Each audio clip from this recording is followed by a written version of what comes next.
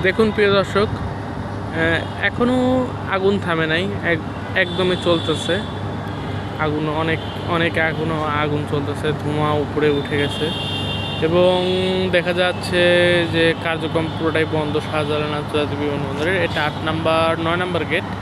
9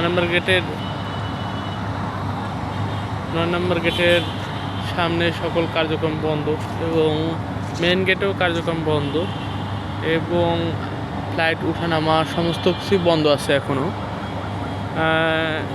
এই মুহূর্তে এখনও ফায়ার সার্ভিস কোনো আগুন কন্ট্রোলে নিয়ে আসতে পারে নাই।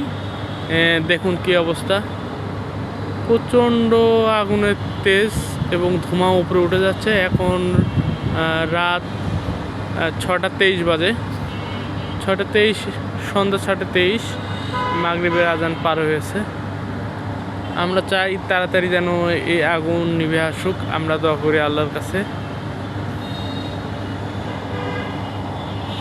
মানুষ অনেকেই চিন্তিত যে আমাদের ছোট্ট একটি দেশে এরকমভাবে আগুন, এই আন্তর্জাতিক একটা এয়ারপোর্টে।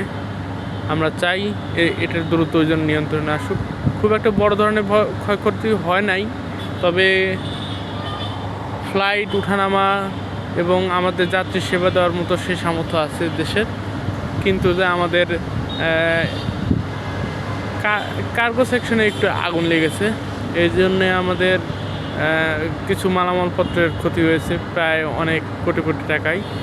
এখন দেখেন আগুন আরও মনে হচ্ছে বাড়তেছে। দেখুন আগুন আরও বাড়তেছে, লাল হয়ে গেছে। সবাই নিত্য নতুন ভিডিও পেতে একটু সাবস্ক্রাইব করুন আমার চ্যানেলকে একটু সাবস্ক্রাইব করে দিন প্লিজ।